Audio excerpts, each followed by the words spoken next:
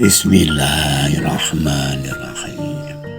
Assalamualaikum warahmatullahi wabarakatuh. Wahai anak-anakku, murid-muridku yang senantiasa dirahmati oleh Allah Subhanahu wa Ta'ala, marilah kita lanjutkan pelajaran kita, ngaji belajar urip. Kali ini kita membahas mengenai Allah meliputi segala sesuatu, bagaikan udara meliputi bumi. Al-Quran Surat Al-Baqarah 115. Bismillahirrahmanirrahim. Walillahil masyriqu wal maghribu wa ainama tuwallu fathamma wajhullah. Timur dan barat adalah kepunyaan Allah. Kemana saja kamu berpaling, di situ ada wajah Allah Subhanahu wa Ta'ala. Kang Rekso, tolong saya, bantulah saya memahami ayat ini. Bagi saya, ayat ini terlalu sulit untuk dimengerti. Entah sudah berapa kali Jamaluddin harus mengunjungi dan masih harus terus mengunjungi Kang Rekso dalam rangka ngaji belajar urip, di mana dia sebelumnya sama sekali tidak tahu makna belajar, sebab ternyata hanya doktrin atau dogma yang dijejalkan dalam pikirannya dengan cara menulis, membaca, menghafal, dan menghafal. Sama sekali tidak dapat mencicipi nikmatnya memahami. Rasa-rasanya selama ini memahami menjadi sesuatu yang terlalu mahal untuk dirasakan di dunia pondok pesantren. Maka tidak mengherankan bagi Jamaluddin ketika mencicipi nikmatnya paham akan ilmu-ilmu Tuhan, ilmu-ilmu kehidupan, menjadikan Jamaluddin ketagihan menikmati paham. Dan kali ini yang ingin dinikmati adalah Quran Surat Al-Baqarah 115 di atas. Kang Rekso tersenyum. Mas Jamal, senang sekali rasanya dalam hati ini mengetahui Mas Jamal menanyakan hal ini. Bukti bahwa Mas Jamal mulai berproses belajar. Karena tanpa kesadaran belajar dan proses belajar, kita akan sia-sia menjalani hidup. Kita tidak akan pernah menjadi seorang yang dewasa karena tidak mampu menikmati anugerah Tuhan yang berupa akal. Kita mesti harus selalu sadar bahwa manusia adalah binatang yang berakal. Jadi tanpa fungsi akal, kita cumalah mencapai kesadaran binatang. Mas Jamal, memang bagi mereka-mereka yang belum mengalami Al-Quran atau merasakan rasa-rasa ilahiyah, tidak mudah untuk menafsirkan ayat ini. Seperti kita dipaksa untuk hanya selalu melihat Allah. Tidak ada yang tidak Allah, atau la maujuda illallah. Dan bagi yang belum mengalami Allah, hal seperti ini adalah kemustahilan. Bagaimana dapat melihat Allah, sedangkan Allah itu tidak tampak oleh mata karena gaib? Dalam ayat Al-Baqarah itu dinyatakan bahwa timur dan barat adalah kepunyaan Allah. Bukankah bumi, langit, seisinya adalah milik Allah? Dan lagi, bukankah hidup adalah sifat dasar Allah? Semua yang kita lihat, yang kita dengar, yang kita ucapkan, kita alami semata-mata karena hidup. Dan tentu saja itu adalah Allah. Tidak ada yang tidak Allah. Di dalam Asma'ul Husna, Al-Muhit artinya meliputi. Allah maha meliputi segala sesuatu, bagaikan udara meliputi segala sesuatu yang ada di alam ini. Tidak mungkin kita hidup tanpa udara atau berpisah dengan udara. Tidak mungkin hidup tanpa diliputi oleh Allah. Timur dan barat adalah arah mata angin. Tentu saja utara dan selatan juga. Segala kejadian, peristiwa, pengalaman, kapanpun, apapun, dimanapun, dialami oleh siapapun, tidak mungkin lepas dari diliputi Allah. Dengan kata lain, semuanya serba Allah, semuanya di dalam Allah atau fillah. Tanpa adanya rasa-rasa ketuhanan, kesadaran-kesadaran seperti ini, mustahil dapat memahami ayat ini, Mas Jamal. Dan tentu saja pelajaran-pelajaran ini adalah pengalaman. Artinya hanya yang sudah mengalami yang mampu memahami. Kang Rekso, apakah suatu saat saya mampu mencapai atau mengalami semua itu? Masalah ma'rifat bukanlah masalah mampu atau tidak mampu, Mas Jamal. Ini adalah kewajiban manusia. Awalu wajibin alal insan ma'rifatullah. Kewajiban manusia yang pertama dan utama adalah mengenal Allah, yaitu Tuhan semesta alam. Bila keterangan seperti ini telah sampai kepada kita, wajib bagi kita untuk berusaha, sedangkan hasilnya bukanlah urusan kita. Wajib ikhtiar dan tawakal. Usaha semaksimal mungkin, hasilnya kita serahkan kepada Tuhan. Yakinlah Tuhan itu Maha mengetahui dan Maha bijaksana, dan setiap orang akan memperoleh kepantasannya. Lama Jamaluddin terdiam, seperti orang yang bingung atau linglung. Kemudian dia bertanya, lalu bagaimana dengan orang-orang yang tidak tahu sama sekali hal-hal seperti ini? Maksud saya, tidak mengerti hakikat dan marifat. Itulah Mas Jamal.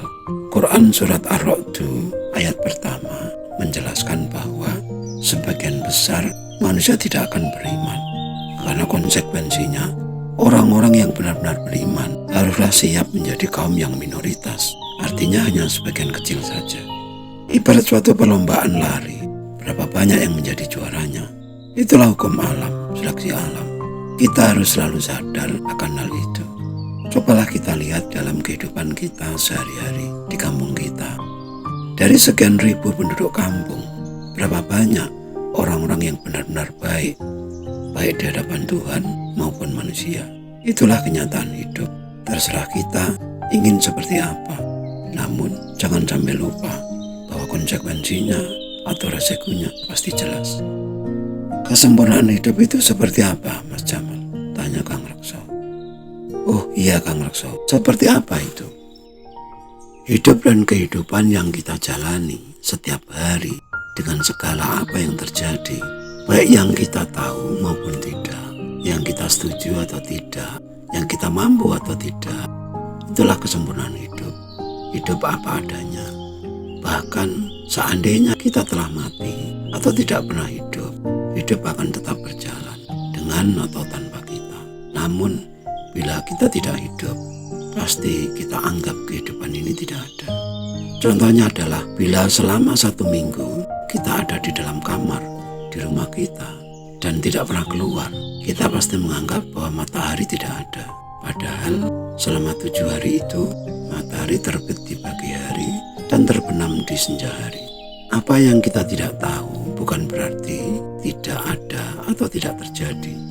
Itulah keterbatasan kita sebagai manusia. Itulah sebabnya dikatakan bahwa luasnya dunia hanya seluas pikiran kita masing-masing. Orang yang fanatik, yang pikirannya sempit, pasti dadanya terasa sesak, seperti berada di ruang yang sempit hingga susah bernafas. Sedangkan orang yang toleran, yang menganggap semua manusia adalah saudara, selalu bernapas lega, bagaikan di tanah lapang atau di area persawahan yang luas. Banyak kita jumpai orang-orang yang agamis, namun tidak spiritualis, menganggap agama sebagai suatu kelompok atau golongan atau semacam partai, sehingga menganggap kelompok lain itu selalu salah. Bahkan kita jangan kaget, yang seperti ini selalu mayoritas. Di Indonesia, mayoritas Muslim. Yang mayoritas itulah biasanya yang sok agamis, namun tidak spiritualis. Karena tidak banyak yang tahu dan tak mau tahu apa itu spiritual. Sekali lagi Mas Jamal, itulah kesempurnaan hidup. Selama kita tidak bisa menerima hal-hal seperti ini, itu adalah bukti bahwa kita tidak paham kesempurnaan hidup. Bukti bahwa kita tidak paham Subhanallah atau Maha Suci Allah. Bukti bahwa kita tidak mengalami Subhanallah. Dan bukti bahwa kita belum paham bahwa Subhanallah adalah satu dari kalam-kalam yang amat disukai oleh Allah. Di samping Alhamdulillah, Allahu Akbar, dan La ilaha illallah tentunya. Dan jika kita tidak paham apa yang disukai oleh Allah, kita tidak tahu seleranya, bagaimana kita bisa memuaskannya. Dan jangan heran bila kita tidak pernah mendapatkan kepuasan dalam hidup, karena kita tidak tahu bagaimana kita memuaskan yang maha hidup.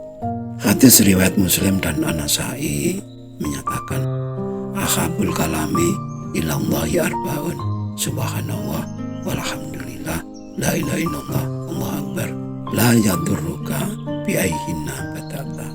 Ucapan yang paling disukai oleh Allah ada 4. Subhanallah, walhamdulillah, Allahu Akbar, la ilaha illallah. Dan boleh saja kamu mulai membacanya dari manapun. Hadis ini mengabarkan kepada kita ucapan-ucapan yang disukai oleh Allah SWT. Ucapan-ucapan yang dilafalkan sebagai wirid, yang dilakukan secara rutin dan teratur, lama-kelamaan menghadirkan kesadaran. Dan dengan kesadaran, lama-kelamaan akan membawa kita pada pengalaman, mengalami, atau merasakan. Subhanallah misalnya, kata subhanallah yang artinya maha suci Allah, bila diucapkan terus-menerus dalam bentuk dzikir atau wirid yang istiqomah, baik tempat maupun waktu, dan yang sudah disadari maknanya, pada akhirnya akan membawa kita mengalami atau merasakan kesucian Tuhan. Sebab apapun yang kita alami, bagaimanapun bentuknya, kita suka atau tidak, Tuhan tetap suci, Tuhan tetap benar, bahwa Tuhan tidak mungkin bersalah. Dan hal ini akan tetap menjaga kita dalam kesadaran husnudon atau positive thinking. Dan apabila pikiran kita selalu positif, artinya tidak pernah mengeluh, apalagi menyalahkan orang lain. Pikiran positif akan mengundang energi yang positif. Dan energi yang positif akan mengundang peristiwa-peristiwa yang positif, atau yang kita sukai, atau yang memuaskan kita. Jadi Mas Jamal, kunci kepuasan manusia ada pada kepuasan Tuhan. Nas'aluka ridhoka wal jannah wa na'udzubika min sakhatika wan nar. Itulah makna mohon ridho Allah, menikmati hidup dan jauh dari penderitaan. Nomor 1 adalah ridho Tuhan, kemudian menikmati kehidupan yang berbahagia dan jauh dari penderitaan. Namun jangan lupa, tentu saja semua itu butuh proses dalam pelaksanaannya, dan bukan hanya ucapan saja. Bukankah unsur iman itu ada 3, yaitu ucap, i'tiqad, perbuatan. Artinya diucapkan, diniatkan, dan dilaksanakan. Dan tentu saja semua itu juga masih membutuhkan ilmu yang mencukupi. Cahayanya harus cukup menerangi. Bukankah ilmu itu cahaya?